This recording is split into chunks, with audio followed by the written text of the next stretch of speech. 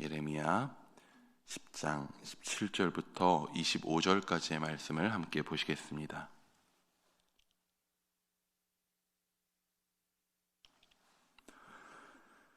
예레미야 10장 17절에서 25절까지의 말씀입니다. 우리 한 절씩 교독하도록 하겠습니다. 에워싸인 가운데에 앉은 자여 내 짐꾸러미를 이 땅에서 꾸리라. 여호와께서 이와 같이 말씀하시되 보라, 내가 이 땅에 사는 자를 이번에는 내던질 것이라. 그들을 괴롭게 하여 깨닫게 하리라 하셨느니라. 슬프다 내 상처여, 내가 중상을 당하였도다. 그러나 내가 말하노라, 이는 참으로 고난이라. 내가 참아야 하리로다. 나의 모든 줄이 끊어졌으며 내 자녀가 나를 떠나가고 있지 아니하니 내가 다시 없도다. 목자들은 어리석어 여호와를 찾지 아니하므로 형통하지 못하며 그 모든 양 떼는 흩어졌도다. 그 떠드는 소리가 들리니 유다 성들을 황폐하게 하여 승량의 거처가 되게 하리로다. 여호와여, 내가 알거니와 사람의 길이 자신에게 있지 아니하니 걸음을 지도함이 걷는 자에게 있지 아니하니이다. 진노로 하지 마옵소서. 주께서 내가 없어지게 하실까 두려워하나이다. 함께 읽습니다. 주를 알지 못하는 이방 사람들과 주의 이름으로 기도하지 아니하는 족속들에게 주의 분노를 부으소서. 그들은 야곱을 씹어 삼키어 멸하고 그의 거처를 황폐하게 하였나이다 하니라. 아멘.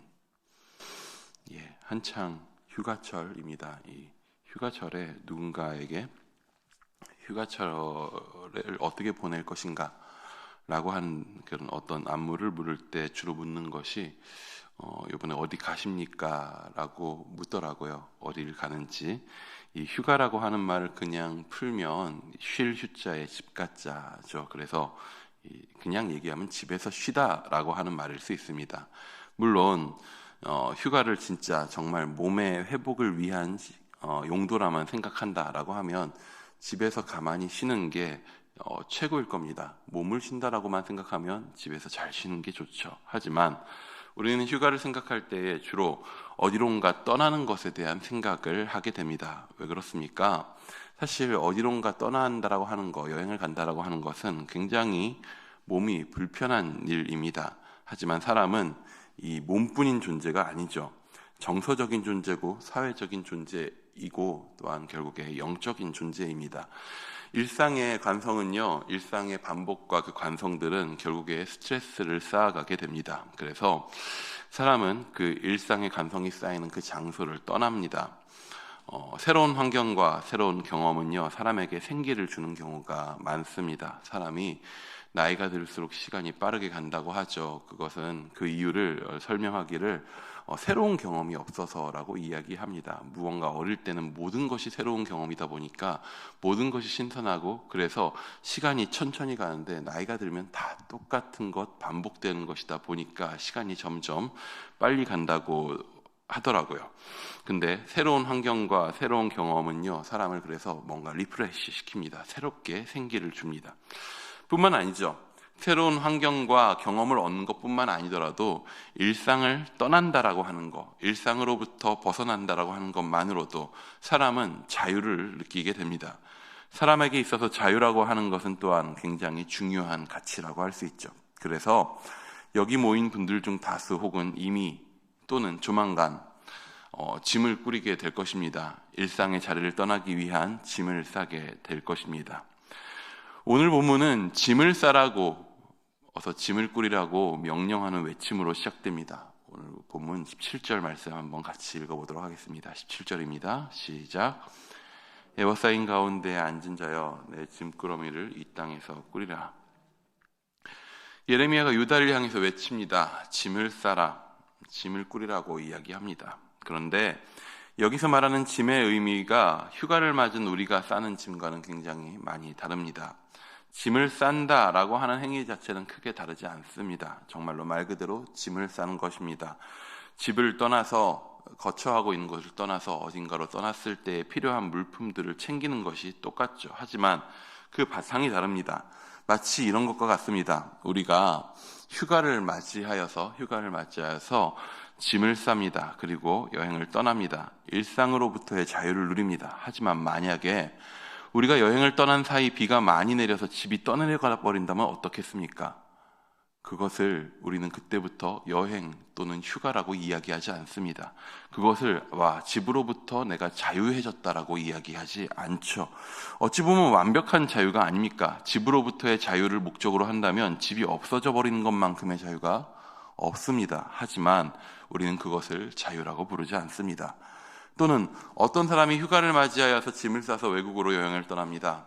여행을 떠난 곳이 너무나도 즐거운 나머지 그 즐거움에 취해서 일상으로 복귀를 하지 않습니다. 휴가가 열흘인데 보름째 여행을 다니고 있다라고 합니다. 직장을 무단결근해버립니다. 그는 완벽하게 직장으로부터 자유로워지게 될 것입니다. 해고당한다는 말이죠.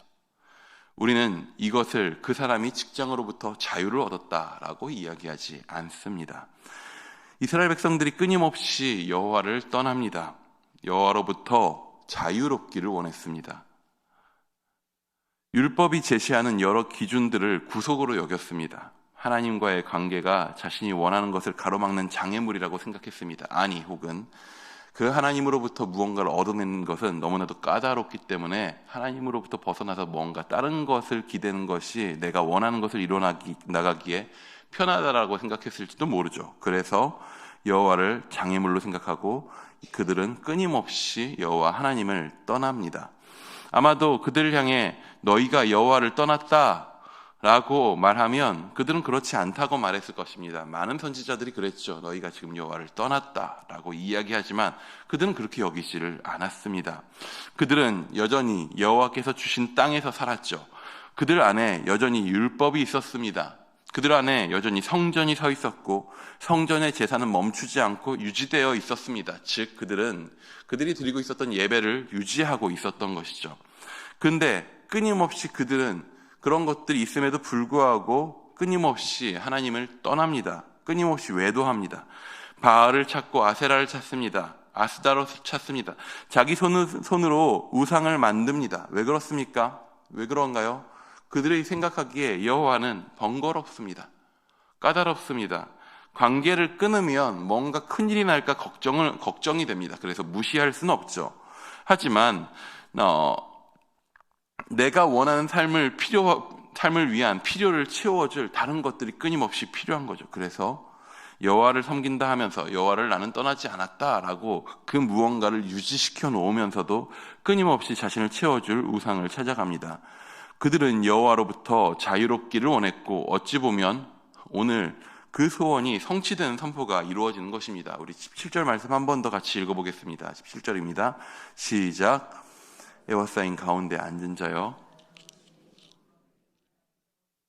여호와로부터 짐을 싸서 떠나갈 준비를 이제 하라는 이야기를 듣게 되는 것입니다. 이것은 집으로부터 쫓겨나는 것이죠. 참 안타까운 것 중에 하나가 뭐냐면 무엇으로부터의 자유를 꿈꾸는 많은 경우를 봅니다. 내가 무언가로부터 자유로워지고 싶다라고 하는 생각들을 많이 합니다. 근데 굉장히 많은 경우 실제로 무엇으로부터의 자유가 실제로 주어지는 경우에 자신이 그 상황을 책임질 수 있을 것이라고 착각하는 경우가 많습니다. 집으로부터의 자유를 꿈꾸는 많은 청소년들이 가출하지만 대다수는 집 떠나면 고생이더라라는 말을 깨닫는 경우가 많죠. 유다 백성들도 마찬가지였을 것입니다. 이스라엘 백성들도 마찬가지였던 것 같아요. 그들은 자신들의 잘못에 대해 그 결과를 스스로 책임질 수 있을 것이라고 생각했습니다. 여호와를 떠나서 여호와뿐만 아니라 모든 이방신들에게서도 자유로운 존재로서 그 모든 것을 자신이 이용하고 계획적으로 사용하고 있다. 자신의 뜻대로 삶을 만들어 갈 수 있을 것이라고 생각했습니다. 하지만 여호와께로부터 자유롭겠다 하는 그 꿈이 그들에게 이루어지는 순간 그들은 이렇게 고백합니다. 우리 19절 말씀을 한번 같이 보겠습니다. 19절입니다. 시작. 슬프다 내 상처여 내가 중상을 당하였도다. 그러나 내가 말하노라 참으로 고난이라 내가 참아야 하리로다. 사실 이 번역은 조금 애매하게 되어 있습니다. 새 번역에서는 표준 새 번역에서는 이를 좀 더 잘 번역합니다. 세번역은 이렇게 이야기합니다. 아, 우리가 이렇게 심하게 다쳤으니 우리의 상처가 나을 것 같지 않구나. 이런 고통쯤은 참을 수 있다고 생각하였는데 하는 후회하는 어투로 이야기합니다. 괜찮을 줄 알았다는 거죠. 사실 죄 짓는 경우에 많은 경우가 이렇습니다. 죄 질 때만 해도 그 죄에 대한 결과와 그 수습을 내가 할 수 있을 것이라고 상상합니다. 착각합니다. 하지만 실제로 그것이 터졌을 때, 그것에 대한 결과를 감당해야 될 때 우리는 그렇지 않았구나라는 것들을 깨달을 때가 많습니다. 죄를 지을 때 착각하게 되는 거죠. 괜찮을 줄 알았습니다. 여호와를 떠나 자신이 원하는 대로 이신 저신 골라 자신의 길을 책임져 줄 도구로서 삼고 그렇게 평생을 선택하면서 자신의 운명을 스스로 개척해 나갈 수 있을 줄 알았습니다. 마치 여호와를 떠나서 눈앞에 선악과를 따먹으면 내가 내 삶의 운명을 만들어 나갈 수 있을 것이라고 생각했었던 거죠. 그 길이 자유로 가는 길이 아닌 죄와 관계 맺고 거기에 도리어 얽혀 들어가는 과정이라고 하는 것을 깨닫지를 못합니다. 이 모든 것을 본 예레미야는 이렇게 고백합니다. 우리 23절 말씀도 한번 같이 읽어보겠습니다. 23절입니다. 시작.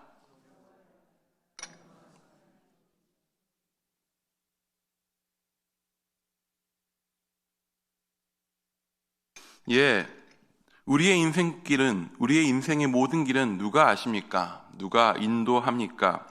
하나님께서 아시고 하나님께서 인도하십니다. 우리는 너무나도 쉽게 우리의 삶을 우리가 주관하고 우리가 계산하고 우리가 꾸려나가는 것에 너무나도 그것을 원하고 익숙하게 살아갑니다. 우리의 삶은요, 그런데 우리의 선택과 계산으로 꾸려지지 않는다라고 하는 것입니다. 하나님께서 우리를 정말 사랑하셔서 우리를 선택할 수 있는 존재로 만드셨습니다. 무언가를 선택할 수 있는 존재로 만드셨어요. 심지어는 우리를 만드신 하나님마저도 우리가 선택할 수 있는 그런 하나님과 거의 동등한 존재로 창조하셨습니다. 하나님과 선악 사이에서 우리가 선택할 수 있게 하셨습니다. 누가 봐도 에덴 동산에 있는 아담과 하와를 사랑하시는 하나님이 아니겠습니까? 누가 봐도 그들은 자신의 창조주가 누군지 밝히 압니다. 자신들을 만드신 이가, 자신들을 호흡하게 하시니까, 자신들을 에덴이라고 하는 낙원에서 살게 하시니까, 그 모든 것을 허락하시니까 하나님이란 사실을 누구보다도 잘 아는 사람들이었습니다. 그런데 그 모든 것을 눈으로 확인하고 있음에도 불구하고 놀랍게도 사람은 반드시 죽으리라 했던 그 길을 선택합니다. 이스라엘 또한 마찬가지입니다. 지금 살고 있는 그 땅, 지금 누리고 있는 그 자유민으로서 그 땅에서 씨를 뿌리고 농사를 짓고 거기서 거두며 살아가고 먹을 수 있는 그 모든 것들이 생이 모든 것이 하나님께로부터 왔음에도 불구하고 여호와께로부터 왔음에도 불구하고 그들은 놀랍게도 다른 것을 끊임없이 선택합니다. 출애굽과 가나안 정복이라고 하는 역사적인 사실 위에 그들이 그 땅 위에 서 있었던 거죠. 그런데 그들은 끊임없이 거기로부터 자유롭기를 원합니다. 여호와로부터 자유롭기를 원합니다. 하나님께서 오늘 베푸신 은혜와 사랑은 그들의 관심사로부터 떠나 있습니다. 오늘 그 위에 서 있음에도 불구하고 그들의 눈과 마음은 에덴의 수많은 은혜 대신에 선악과를 향해 있었고 선악과를 향해 마음을 자극시켜줄 뱀의 유혹까지도 원하고 있었고 유혹이 오면 언제든지 넘어갈 준비를 하고 거기로부터 자유로워지길 원했습니다. 그리고 오늘은 이것을 자유라고 할 수 있을지 모르겠지만 자유가 선포됩니다. 어서 빨리 짐을 꾸려라. 거기서부터 떠날 준비를 해라. 여호와의 은혜로부터 주어진 그 땅에서 그들은 이제 떠나버리게 될 것입니다. 우리를 돌아보기 원합니다. 우리는 어떠합니까?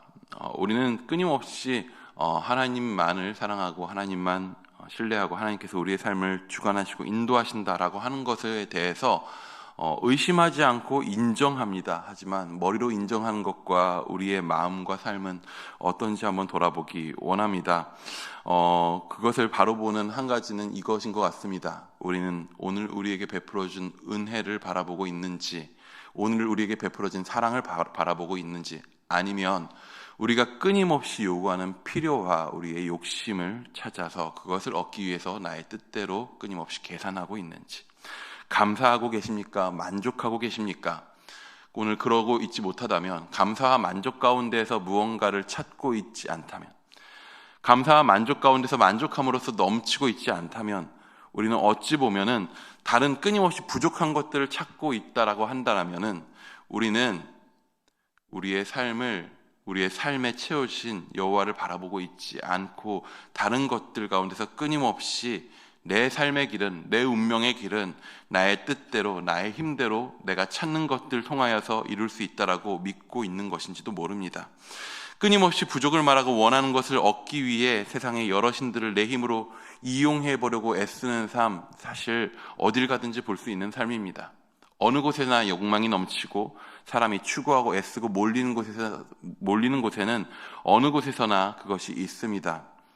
우리는 어느 자리에 서 있는지 기억해 보기 원합니다. 우리는 하나님으로부터 자유로워지기를 원하는 마음으로 살고 있지는 않은지, 아니면 하나님 안에서 자유하는 삶을 누리기 원하는지, 오늘 하루 하나님 안에서 자유하시기를 바랍니다. 하나님 안에서 그 부어지는 은혜와 사랑 가운데서 자유하여서 우리가 만족하고 감사하고 그것이 넘쳐서 하나님이 베푸신 사랑과 은혜가 우리 삶을 통하여서 누군가에게 베풀어지고 나누어지기가 자연스러워질 때 우리는 그 은혜 안에 오늘 머무르고 있는 것입니다. 우리가 그러한 은혜 가운데 머무르는 삶 되기를, 그런 오늘 하루 되기를 축복합니다. 기도하겠습니다.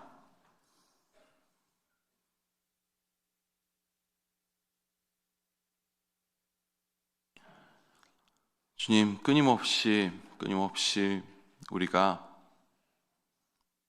마치 물고기가 물로부터 자유로워지고자 하는 것처럼 오늘 나에게 주어진 삶과 호흡과 그 은혜와 그 사랑과 그 모든 것들을 기억하지 않은 채로 다른 것들을 바라며 다른 것을 소망하며 끊임없이 그것을 위해서 다른 신들을 붙들며 언제든지 거기서 자유로워질 수 있을 것처럼, 내 손으로 붙잡았다가 놓을 수 있을 것처럼 끊임없이 착각하며 그렇게 부딪히며 살아갑니다. 주님, 우리가 주님 보게 하여 주옵소서. 우리에게 베푸신 은혜 바라보게 하여 주옵소서. 주께서 출애굽시키시고 주께서 가나안을 정복해 하셔서 그들이 거기에 은혜 가운데 살게 하셨던 것처럼, 주여, 우리가 예수 그리스도께서 죄와 싸워 승리하시고 죽음 가운데서 부활하셔서 그 은혜로 새로운 생명 가운데 살아가고 있음을 기억하게 하여 주옵소서. 그 은혜 가운데 살아가는 삶 가운데에서 우리가 매일의 감사와 매일의 만족을 누리게 하여 주옵소서. 그 가운데에서 우리의 삶 가운데서 은혜가 넘쳐 사랑이 넘쳐 섬길 수 있는 자들 되도록 주여 인도하여 주옵소서. 주님께서 함께 하실 줄 믿사오며 살아계신 예수님의 이름으로 기도드립니다. 아멘.